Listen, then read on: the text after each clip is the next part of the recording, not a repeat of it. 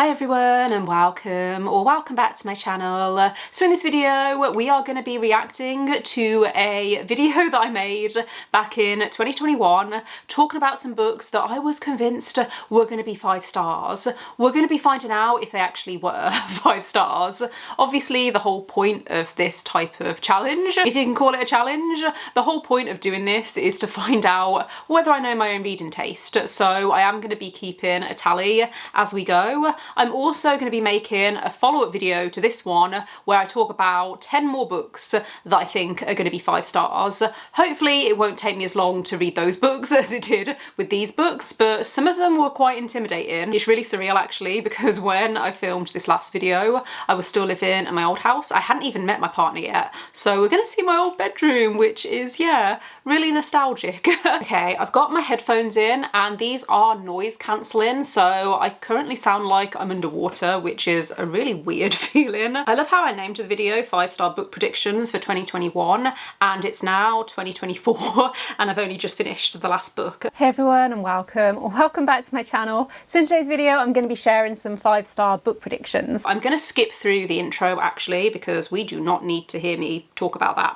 I'm going to get right in, starting with the fantasy books, and the first book on my list is The Priory of the Orange Tree by Samantha Shannon. Okay, so this is one of the books that took me the longest to read. I finally read it last year and I did end up really enjoying it. I think I gave this a 4.5 stars rather than a full 5 stars. This is an epic adult high fantasy book and the pacing was not great for a standalone and the ending was a little anticlimactic. So that was the main reason why it didn't get the full 5 stars. However, I loved the world and I am really excited to read the prequel, A Day of Fallen Night, because I think that has better potential to be 5 stars. The next book on my list is The Name of the Wind by Rothfuss. So this is the most recent book that I read. I put off reading this for so long because it's the first book in a series that is currently incomplete and we have no idea when the series is actually going to be completed. If you have read this book and you would like my spoilery thoughts, then I do have a spoiler-filled reading vlog for this book and in short I really enjoyed it. I think this was another book that I gave like a 4 or a 4.5 stars.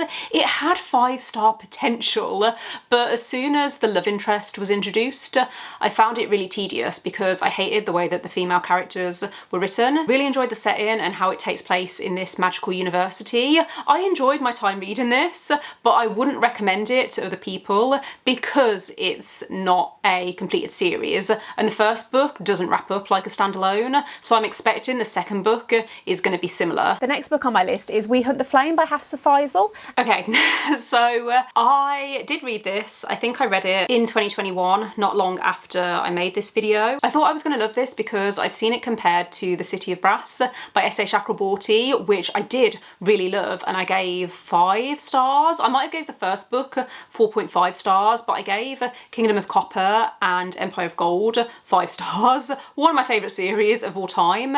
In my opinion, We Hunt the Flame is quite different to the David trilogy. The David trilogy is very political and it has a lot of world building, whereas We Hunt the Flame has more of a focus on this enemies to lovers relationship. City of Brass is also adult, whereas We Hunt the Flame is YA, and I don't tend to like romance that much in YA fantasy. I still thought the writing was very lush and descriptive, but I wanted more from the world building, so I think I gave this 2 stars overall and I never continued the series. I know that Hafsah Faizal has another book that's just come out recently, but I've been avoiding picking it up because I didn't like We Hunt the Flame. Next on my list is Vicious by V. Schwab. So Vicious. Was this the first book that I read by V. Schwab? I think maybe at this point I'd read The Invisible Life of Addie LaRue, but I hadn't read anything else by V. Schwab. The main reason I thought this was going to be 5 stars was because of the concept. It's about these people who develop extraordinary powers,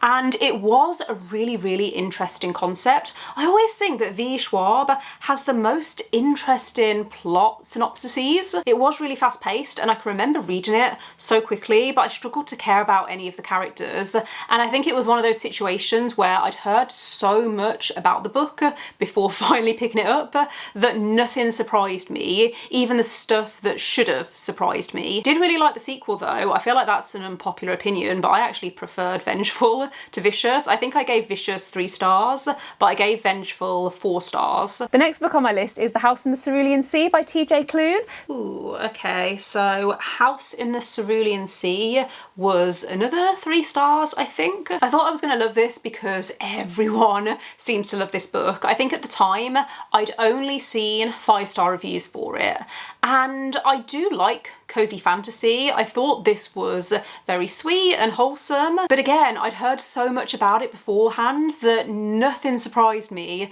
about this book, and that's not the point. Like, the point is that it's meant to be predictable and it's meant to be cozy and heartwarming, but something just wasn't quite landing for me. I read this after reading Under the Whispering Door, and I actually preferred Under the Whispering Door because it was a little more hard-hitting. So that was the last of the fantasy books. I'm now going to move on to books that aren't fantasy. Okay, so we're moving on to non-fantasy books. Book that I want to talk about is The Heart Principle by Helen Hoang. Ooh.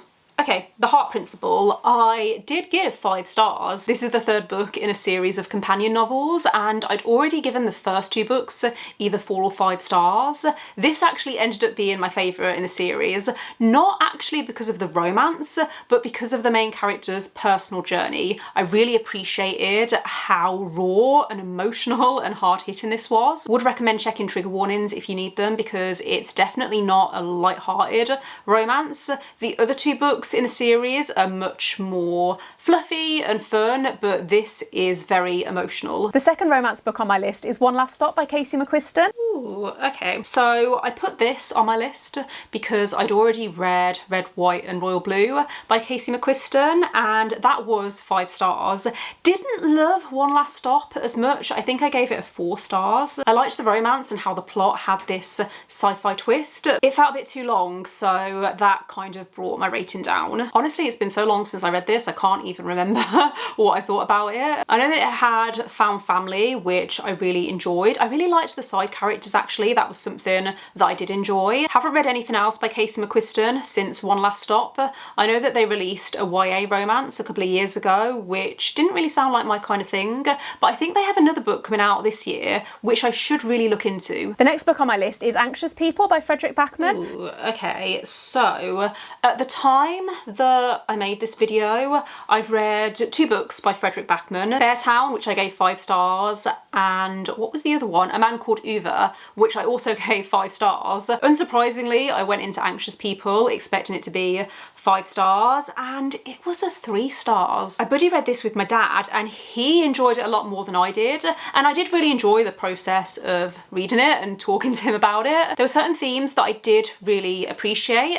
However, the writing in this felt like it was trying to be really witty and funny, and it did not work for me when this is a book about depression and mental health, and I didn't like the writing style combined with this type of story. The writing felt really different in comparison to the other Fredrik Backman books that I've read, so yeah, I gave it 3 stars because I did like the story. I just wish it had been told in a different way. The next book on my list is the final revival of Opal and Neve. So this... Okay, so the final revival of Opal and Neve. I think I had an arc of this through NetGalley, and this was a debut, so the only reason I thought this could be 5 stars was because it was getting a lot of comparisons to Daisy Jones and the Six by Taylor Jenkins Reid. They're both told in an interview style format and focus on the music industry.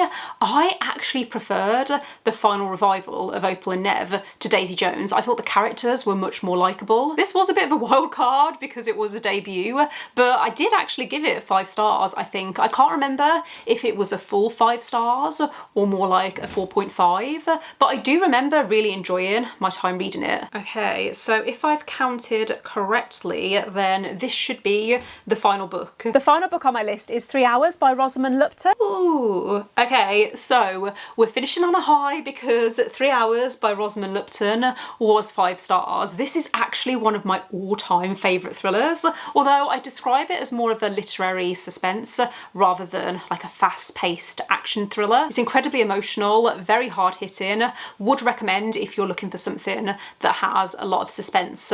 I thought the author did a great job of taking you inside the minds of these characters that are caught up in this hostage situation at this school in England. Not a light read, as you can probably imagine, but I still think about this book even though it's been years since I read it. So of the books that I put on this list, half of them were either 4.5 stars or 5 stars, which could have been better, could have been worse, so I'll take that and hopefully I'll do better next time around. I think my plan for my next 5-star predictions video is to choose 5 books from authors who I've previously read from before, and then 5 books from new to me authors. So look out for that once I have got round to filming and editing it. But for now, I'm going to say thanks for watching if you made it this far. Let me know in the comments if you've read any of these books and whether they were 5 stars for you. Let me know if you have any 5-star predictions yourself, and don't forget to give this video a thumbs up if you liked it, and click subscribe if you would like to see